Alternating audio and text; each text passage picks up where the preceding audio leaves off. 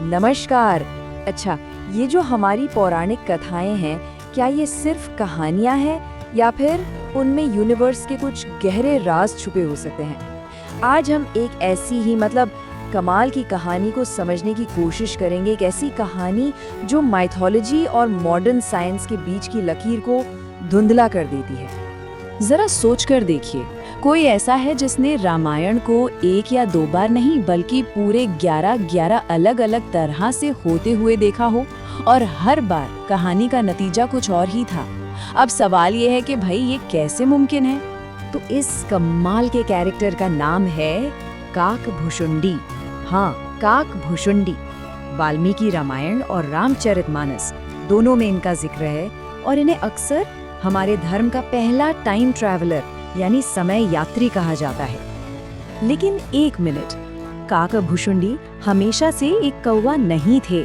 उनकी कहानी तो एक श्राप से शुरू होती है, एक ऐसे बदलाव की कहानी जो एक ब्राह्मण से शुरू हुई थी।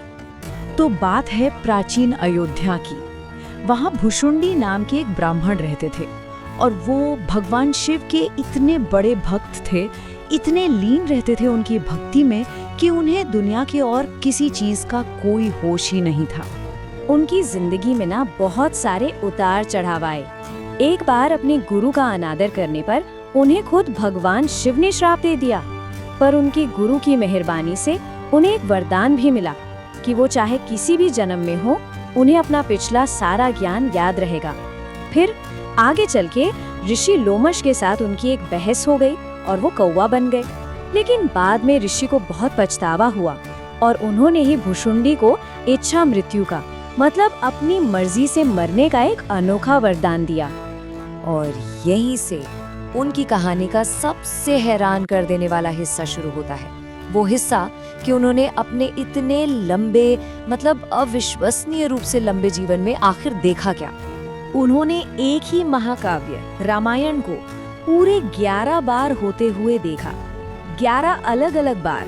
जरा सोचिए, एक ही कहानी लेकिन हर बार किरदार थोड़े अलग, हालात अलग और नतीजा भी बिल्कुल अलग, बार बार। और रुकिए, बात सिर्फ रामायण तक ही नहीं है। उन्होंने महाभारत को 16 बार होते देखा, हर बार एक नए ट्विस्ट के साथ। ये अपने आप में एक सबूत है कॉस्मिक साइकिल्स का, अनंत संभावनाओं का। उनका ज्ञान, उनकी समझ बहुत गहरी थी। एक बार की बात है, गरुड़ देव बहुत कंफ्यूज थे कि भाई भगवान राम नागपाश में कैसे फंस सकते हैं। तब काकभुशुंडी ने ही उन्हें समझाया था कि देखो, ये सब उनकी लीला का हिस्सा है। वो किसी बंधन में नहीं बंधे हैं, वो तो बस एक इंसान के रूप में अपनी मर्यादाओं का पालन करने के अपने चुनाव से बंधे हैं। अब आते हैं सबसे दिलचस्प हिस्से पर। देखते हैं कि ये जो प्राचीन कहानी है वो आज की मॉडर्न साइंस की थ्योरी से कैसे जुड़ती है। काकभुशुंडी की जो ज्यादातर बातें और शिक्षाएं हैं ना, वो हमें योग वशिष्ठ नाम के एक ग्रंथ में मिलती है। ये ग्रंथ असल में रियलिटी के नेचर पर, वास्तविकता क्या है, इस पर एक बहुत ही गहरी फिलोसॉफिकल बातचीत है। और जब आप दोनों को साथ में रखकर देखते हैं तो जो समानताएं दिखती हैं वो हैरान करने वाली हैं। जैसे अलग अलग लोकों में टाइम का अलग अलग स्पीड से चलना, ये तो आइंस्टाइन की थ्योरी ऑफ रिलेटिविटी यानी टाइम डायलेशन जैसा ही है। फिर कल्पवृक्ष का जो कॉन्सेप्ट है वो मल्टीवर्स थ्योरी से मिलता जुलता है। और दुनिया को माया यानी एक इल्यूजन के तौर पर देखना, ये आज के होलोग्राफिक प्रिंसिपल से काफी मेल खाता है। तो चलिए, ये जो कल्पवृक्ष वाला आइडिया है ना, इसे थोड़ा और गहराई से समझते हैं कि कैसे इससे यूनिवर्स के स्ट्रक्चर को समझाया गया। देखिए, कल्पवृक्ष सिर्फ कोई कहानियों वाला जादुई पेड़ नहीं है। ये असल में रियलिटी के स्ट्रक्चर को समझाने के लिए एक बहुत ही पावरफुल मेटाफोर, एक रूपक है, एक ऐसा मॉडल जो बताता है कि एक साथ कई यूनिवर्स कैसे मौजूद हो सकते हैं। इस एनोलॉजी को ऐसे समझिए कि जो पूरा का पूरा पेड़ है वो है मल्टीवर्स, ठीक? उसकी जो टहनियां हैं वो है अलग अलग टाइम पीरियड्स यानी युग, और उस पेड़ पर लगा हर एक फल वो अपने आप में एक पूरा का पूरा यूनिवर्स है।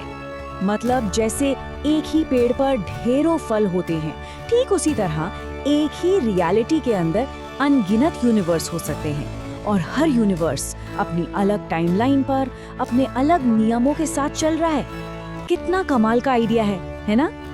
और कहानी यहीं खत्म नहीं होती, ये और भी गहरी होती जाती है। योग वशिष्ठ कहता है कि ये जो दुनिया हम देख रहे हैं, जिसे हम छू सकते हैं, महसूस कर सकते हैं, ये असल में उस कल्पवृक्ष का सिर्फ एक रिफ्लेक्शन, एक होलोग्राम है, एक परछाई जो उतनी असली नहीं है जितनी हमें लगती है। तो सवाल ये उठता है कि इस पूरी कहानी का, इस पूरी फिलॉसफी का मतलब क्या है? हम इससे क्या समझें? ये हमें बताता है कि हमारे जो प्राचीन ऋषि मुनि थे, वो सिर्फ कहानियां नहीं सुना रहे थे, वो तो असल में थॉट एक्सपेरिमेंट्स कर रहे थे। यूनिवर्स, टाइम और रियलिटी के नेचर को समझने की कोशिश कर रहे थे। शायद उनके पास आज की तरह टेलीस्कोप और लैब नहीं थे, तो उनका तरीका था चेतना की गहराइयों में उतरना, और उसके लिए ये कहानियां और मेटाफोर्स उनके सबसे पावरफुल टूल थे।